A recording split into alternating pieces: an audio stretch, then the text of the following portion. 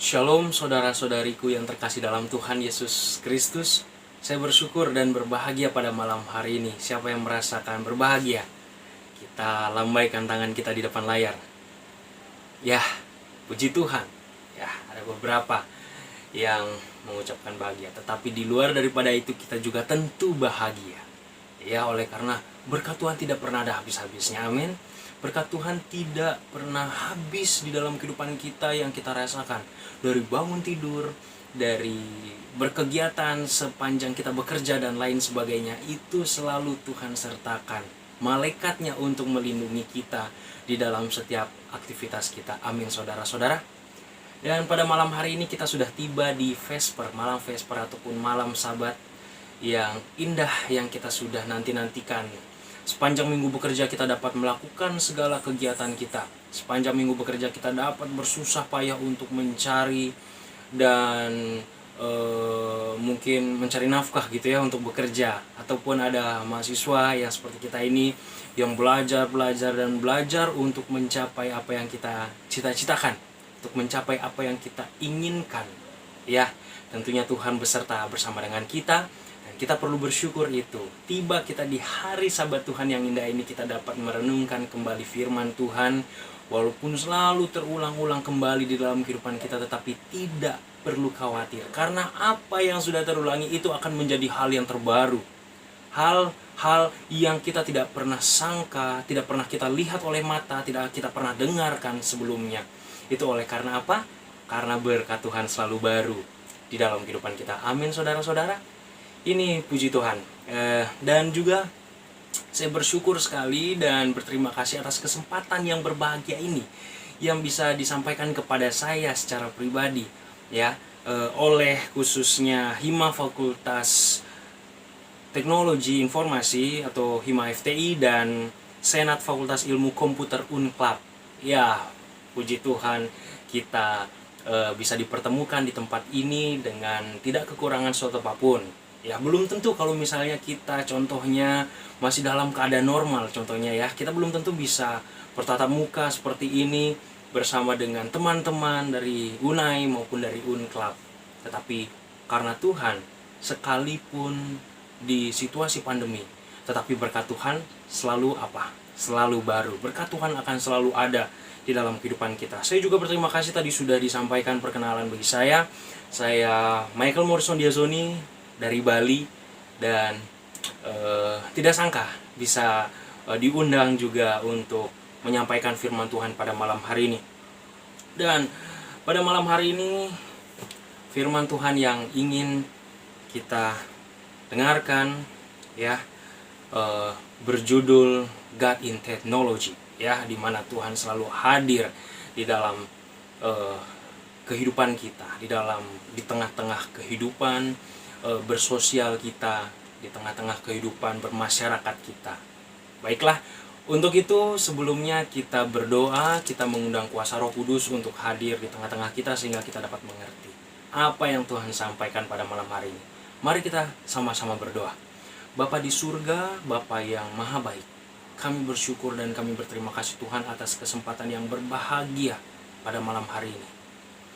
Kami dapat berkumpul kembali umat-umat Tuhan untuk bisa mendengarkan firman-Mu yang selalu menguatkan kehidupan kami, kerohanian kami dapat selalu bertumbuh di hadapan Tuhan. Dan semua ini kami persembahkan hanya untuk kemuliaan bagi nama Tuhan. Bapa di surga, begitu banyak dosa pelanggaran kami sebelumnya, kami meminta ampun. Pada malam hari ini kami akan mendengarkan firman-Mu. Kiranya dapat tertanam di dalam hati kami masing-masing. Kami dapat dikuatkan, kami dapat diteguhkan di dalam kehidupan kami. Di dalam nama Yesus Kristus kami berdoa. Amin. Puji Tuhan saudara-saudariku yang terkasih dalam Tuhan Yesus Kristus. Ya, saya ingin mengangkat sama seperti yang tadi sudah saya katakan. Kita tidak pernah kehilangan yang namanya berkat Tuhan. Kita selalu dihidupkan dengan cara Tuhan yang baru. Dihidupkan di dalam semua kegiatan kita. Disupport oleh kekuatan Roh Kudus, Roh Allah yang tidak pernah kita sangka-sangka. Di mana di balik kelemahan kita selalu ada kekuatan. Di balik kekuatan kita, jangan lupa kita juga sebagai manusia ada kelemahan. ada kekurangan yang perlu kita minta tolong kepada Tuhan, sehingga Tuhanlah yang akan menyempurnakan. Ya, di dalam hal apapun itu, baik kita di dalam beribadah, di dalam bekerja, di dalam berkuliah, di dalam segala aktivitas kita, apapun dan kapanpun, kita tidak akan dapat mampu mengerjakan sendiri tanpa adanya kuasa siapa? Kuasa Roh Kudus dan kuasa Tuhan yang begitu mengasihi kita senantiasa setiap hari. Ya, di dalam dunia kita ini juga saya ingin menyinggung atau membahas atau mengenal sedikit tentang teknologi. Apalagi kita semua adalah mahasiswa teknologi yang selalu dapat membangun sarana prasarana. Sama seperti pengertian teknologi menurut Wikipedia, itu dikatakan adalah sebagai sarana untuk kenyamanan manusia, ya, sebuah sarana yang diciptakan atau sistem, ya, sehingga apapun yang dilakukan itu akan memudahkan manusia untuk melakukan kegiatannya dengan baik. Kita tidak pernah bisa bayangkan ketika semuanya ini terjadi. Sebelum kita mengenal situasi pandemik ataupun corona seperti ini, kita bisa melihat atau bahkan kita tidak pernah mengenal yang namanya aplikasi Zoom seperti ini yang kita bisa gunakan pada malam hari ini untuk bisa beribadah. Kita tidak pernah sangka ternyata ada ibadah seperti ini. Ternyata ada ibadah virtual ataupun online yang kita bisa lakukan sama seperti sekarang yang kita lakukan. Itu oleh karena apa? Oleh karena Tuhan yang memberikan kita solusi. Oke, kamu sekarang berada di dalam situasi pandemik yang sama sekali tidak bisa beribadah. Kamu harus distancing sosial atau social distancing, dan mungkin itu akan merepotkanmu. Tetapi Tuhan, aku akan memberikan kau jalan keluar. Itulah yang menjadi pegangan kepada setiap kita. Di balik kelemahan kita, di balik kekurangan yang kita miliki, ataupun dasar-dasar yang kita belum kuat, tetapi jika kita sandarkan kepada Tuhan, maka Tuhan akan memberikan pengertian yang baik. Tuhan akan membuka pemikiran kita akan hal apa yang harus kita lakukan ke depannya. Akan hal apa yang sebenarnya yang manusia masih belum pernah pikirkan, belum pernah lihat oleh mata, tetapi juga belum pernah didengar oleh telinga. Itu ternyata manusia dapatkan. Ya, itulah saya berkat Tuhan yang begitu luar biasa. Kita tidak pernah sangka ada media Zoom. Ya, sangat begitu berguna di dalam kehidupan kita, ya, di dalam kehidupan kita, di dalam aktivitas kita. Ya, baik kita bisa aja orang satu hari contohnya melakukan hal ini, melakukan ibadah, ya. Misalnya kalau di dalam situasi normal, orang satu hari ibadah sekali. Tetapi di masa pandemi contohnya seperti ini, orang bisa hari Sabat oleh karena perbedaan waktu atau jam, orang bisa 2 kali ibadah, bahkan 3 kali ibadah. Bahkan kalau misalnya ada offline, beberapa kali ibadah pun kalau dia mau, dia bisa lakukan. Itu karena apa? Karena kecanggihan teknologi, ya, kecanggihan media komunikasi seperti ini yang memberikan kepada kita jalan keluar, sehingga kita pun dapat, wah, Tuhan itu begitu baik. Wah, Tuhan itu banyak sekali akalnya. Tuhan itu begitu baik di dalam membuka jalan keluar bagi kita semua yang memerlukan dan membutuhkan apa yang kita butuhkan, ya. Dan kita tidak bisa pernah sangka jika hal ini misalkan seperti zaman sekarang ini, kalau kita tidak ada media sosial, kita tidak pernah bisa bayangkan bagaimana apa yang bisa kita lakukan, bagaimana kita bisa bertindak, ya. Tetapi sekarang tergantung kita masing-masing, apakah di dalam media sosial itu kita melakukannya dengan baik.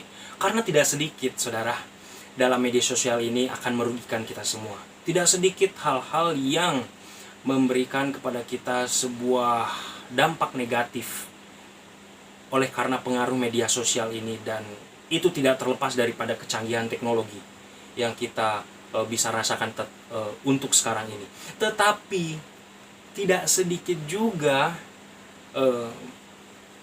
hal-hal yang menguntungkan kita, terutama di bidang kerohanian kita. Tidak hanya sekedar di bidang pekerjaan, tetapi ini menyangkut semua bidang, ya, bidang kesehatan, bidang pertanian, bidang pengelolaan segalanya. Ketika itu sudah dipergunakan dengan sebaik-baiknya, itu akan membawa dampak yang besar dan memberikan kepada kita semua kemudahan, ya, sebuah kemudahan yang dapat kita rasakan untuk manusia dapat nikmati. Itu datangnya dari siapa? Apakah itu datang dari manusia? Tidak. Semuanya itu sudah Tuhan atur, sudah Tuhan rancangkan sedemikian rupa. Tetapi sekarang ada pada kita porsinya. Sekarang kita sendiri tergantung daripada manusia. Bagaimana dia memperlakukan, ya. Memperlakukan semuanya itu, apakah itu akan membawa pengaruh ke dampak yang negatif atau membawa pengaruh ke dampak yang positif. Tergantung daripada kita. Banyak sekali orang juga menggunakan hal ini untuk penyebaran Injil. Kita tahu apa yang dipakai mereka, sebuah aplikasi bernama WhatsApp, sebuah aplikasi bernama Zoom. Tentunya kita semua pasti sudah tahu akan hal ini. Tetapi saya rasa saya ingin mengulas saja bagaimana Tuhan itu baik sekali di dalam kehidupan kita. Tuhan tidak pernah menolak yang namanya teknologi. Tuhan tidak pernah menolak yang namanya hal-hal yang memberikan kepada kita memang sebuah kemudahan. Karena itulah jalan Tuhan. Ketika kita melihat kembali di dalam perjanjian lama, ada begitu banyak sekali hal-hal yang Tuhan lakukan di dalam kecanggihan teknologi. Yang kita tidak pernah sangka sebenarnya sudah Tuhan lakukan jauh melebihi apa yang kita pikirkan. Apa yang Tuhan sudah lakukan pada saat itu ternyata terjadi pada saat ini hanya di situasi yang berbeda. Ketika kita melihat di zaman Nuh, bagaimana orang-orang pada zaman itu masih belum mengerti atau belum memahami bagaimana dia melakukan ataupun ilmu-ilmu arsitektur dan ilmu-ilmu kecanggihan yang lainnya di dalam hal contohnya teknik, belum ada saat itu. Tetapi Tuhan langsung turun tangan untuk memberkati mereka, membawa mereka ke dalam perubahan di mana situasi tengah. Pada saat itu, di pertengahan situasi yang tidak menentu, orang-orang banyak sekali yang mengejek Nuh. Apa yang kamu lakukan ini? Kita loh di atas gunung. Ngapain kamu bangun kapal? Yes, contohnya seperti itu. Banyak orang meremehkan. Banyak orang yang tidak sepaham dengan apa yang Tuhan sudah katakan melalui Nuh saat itu. Tetapi Tuhan berkata lain. Bahwa Tuhan memberkati mereka di dalam hal apapun itu ketika mereka menyerahkan itu kepada Tuhan. Tuhan membawa semua orang sebenarnya yang ingin di dalam masuk ke dalam bahtera, tetapi sedikit orang yang orang yang menginginkan. Bahkan hanya keluarga Nuh saja yang masuk ke dalam masuk ke dalam bahtera. Itu bukankah sebuah kecanggihan yang luar biasa? Sarana yang nyaman seharusnya yang dapat mereka terima orang-orang yang berdosa pada saat itu, tetapi mereka menolaknya. Ya, inilah ketika kita mengulas kembali banyak hal yang dilakukan. Sama seperti zaman Rasul Paulus juga ketika kita melihat surat, ya. Pada zaman itu sudah dikenal dengan surat, ya. Rasul Paulus menulis banyak sekali surat-suratnya ke jemaat-jemaat yang ada saat itu, jemaat-jemaat awal, ya. Yaitu jemaat Roma, jemaat di Tesalonika, di Filipi dan lain sebagainya. Dia menginjil ke berbagai tempat yang dimana orang-orang tidak semua saat itu bisa diinjili, tetapi oleh karena surat, oleh karena kecanggihan teknologi yang Tuhan sudah berikan pada zaman sebelum di zaman sekarang ini, Tuhan sudah memberikan hal itu, maka itu akan menjadi sebuah kemudahan bagi mereka yang ingin memuliakan nama Tuhan. Jika dalam hal ini kita sudah mendengarkan, maka ada satu fokus, ada satu hal utama yang perlu kita lihat di dalam kebaikan Tuhan ini, di mana kita harus mengabarkan Injil, ya. Ketika kita memang berfokus kepada pengabaran Injil tersebut, maka hal itu yang akan menjadi fokus kita, dan Tuhan akan membantu. Tuhan akan memberikan saran prasarana yang baik, ya. Saya tidak pernah bayangkan ketika saya masuk teologi dan diharuskan untuk membeli beberapa buku supaya kami dapat melakukan itu semua dengan baik, mengikuti pelajaran dengan baik. Saya tidak pernah bayangkan berapa banyak uang yang harus saya keluarkan ketika saya membeli buku setebal-tebal ini, ya, buku-buku Ellen G. White terutama, ya. Kemudian kalau misalnya kita tidak punya Alkitab, kita harus beli Alkitab, ya, apalagi memang itu adalah modal dasar, ya, contohnya. Nah, ketika kita tidak mempunyai, ternyata sudah Tuhan siapkan dengan teknologi yang praktis sebenarnya jika manusia ingin melakukannya dengan baik. Contohnya, Tuhan sudah menyediakan melalui Play Store, ya, aplikasi Alkitab, di mana di dalam aplikasi tersebut saya melihat ada banyak bahasa, dari bahasa Eropa, bahasa yang Asia yang sudah bermacam-macam ya, Indonesia, kemudian ada India, ada Rusia dan lain sebagainya. Ada Bali juga, ada Manado, ada Minahasa, ada Alkitab dalam bahasa sehari-hari. Saya tidak pernah bayangkan ketika saya membeli itu semua di buku, di toko buku, maka itu mungkin akan menyusahkan ya, apalagi memang itu membutuhkan modal yang besar. Tapi Tuhan itu begitu baik. Ada begitu banyak hal yang sebenarnya Tuhan sediakan, tetapi sekarang kita mau nggak melakukannya dengan baik ya. Sosial media Tuhan ciptakan melalui manusia ya. Manusia memang sudah menciptakan itu semua dari hal yang ada menjadi ada, tapi Tuhan menciptakan pemikiran manusia untuk menciptakan teknologi tersebut ya, sehingga itu terlahir yang namanya Facebook, yang namanya WhatsApp, yang namanya Instagram. Sekarang bagaimana respon kita sebagai manusia untuk menyikapi hal tersebut? Apa respon kita? Bagaimana hal yang harus kita lakukan? Banyak sekali orang-orang yang menganggap hal ini sepele, sehingga semuanya curahan hatinya tanpa ada filterisasi mereka ungkapkan sedemikian rupa kepada siapa? Kepada orang-orang pertemanannya, sehingga itu akan menyakiti banyak sekali hati yang mungkin jika mereka merasa tersinggung. Ada kemarahan-kemarahan, ungkapan-ungkapan yang tidak baik yang diungkapkan di dalam media sosial. Bukan itu yang Tuhan inginkan di dalam teknologi yang Tuhan sudah ciptakan melalui manusia ini. Ya, Tuhan ingin sekali memberikan kepada kita satu pemikiran bahwa segala yang Tuhan sudah ciptakan, marilah kita lakukan dengan baik. Bukan hanya semena-mena, bukan hanya memberikan kepada kita pemikiran-pemikiran yang lain untuk merugikan orang banyak, tetapi menguntungkan diri sendiri. Ada banyak hal contoh ya, seperti contohnya barangkali orang yang masuk di dalam dunia teknologi sudah mengerti seluk-beluknya menjadi hacker, padahal sebenarnya hal itu bisa dipergunakan untuk hal yang lebih baik. Banyak hal yang Tuhan inginkan. Memang segala sesuatu itu kembali kepada firman Tuhan. Tetapi jika media sosial itu ada, apa yang kita harus lakukan sebagai umat Tuhan? Saya ingin membawa kepada kita satu pemikiran atau satu firman Tuhan di dalam kitab Kolose. Mari sama-sama kita membuka Alkitab kita di dalam kitab Kolose pasal yang ketiga, ayat yang kelima sampai yang ke-12.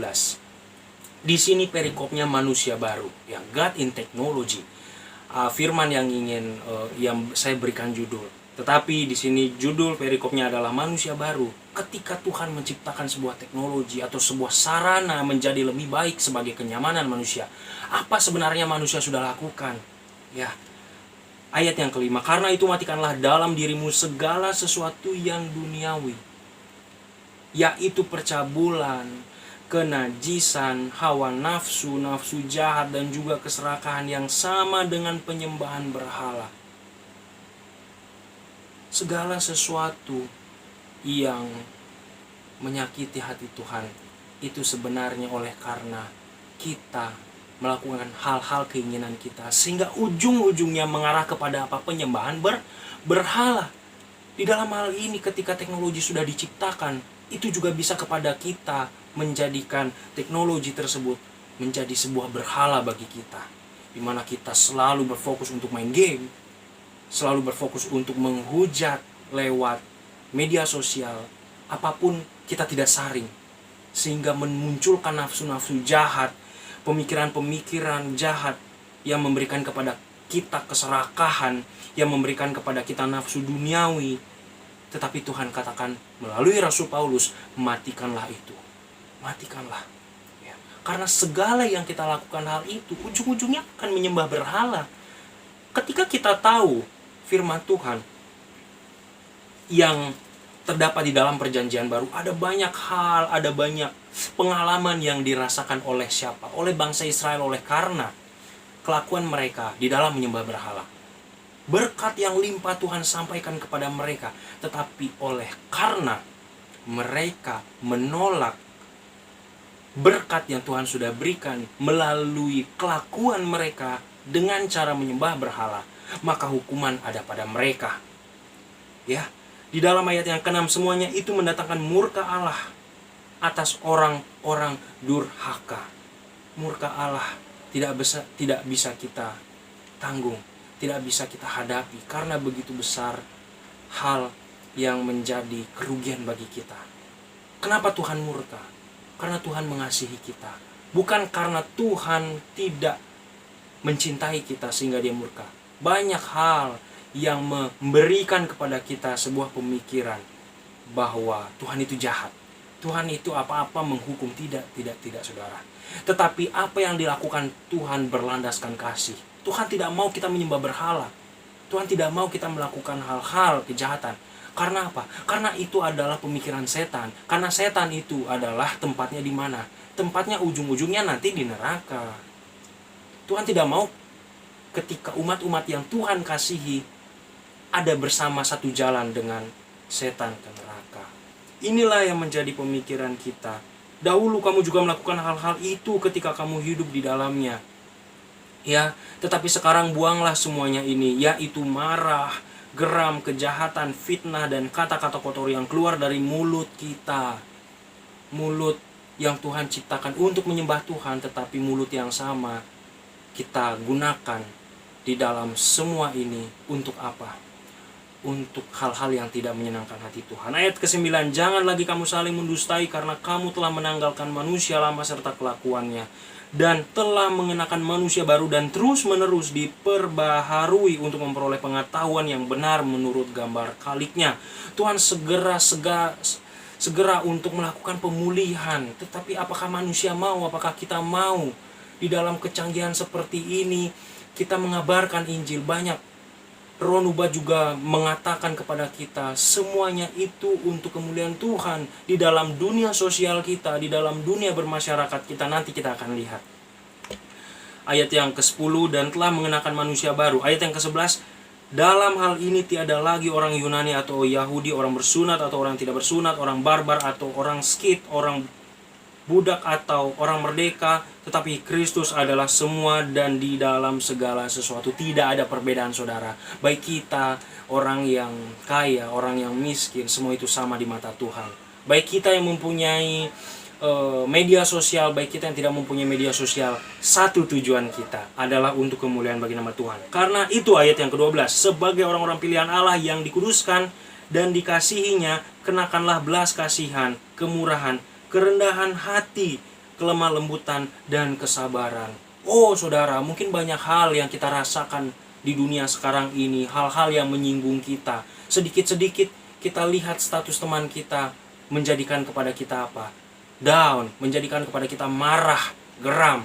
Tetapi sesuai dengan judul perikop kita, kita harus menjadi manusia yang baru. Ya saudara-saudaraku, dan inilah yang menjadi perenungan pada malam hari ini untuk kita. Saya ingin membacakan di dalam kutipan Roh Nubuat di buku Kerinduan Segala Zaman. Dikatakan seperti ini di halaman 152 sampai 153. Dikatakan, oleh hubungan sosial, kekristenan berhubungan dengan dunia ini. Setiap orang yang telah mendapat penerangan ilahi haruslah menerangi jalan-jalan orang-orang yang belum mengenal terang kehidupan. Ini fokus kita.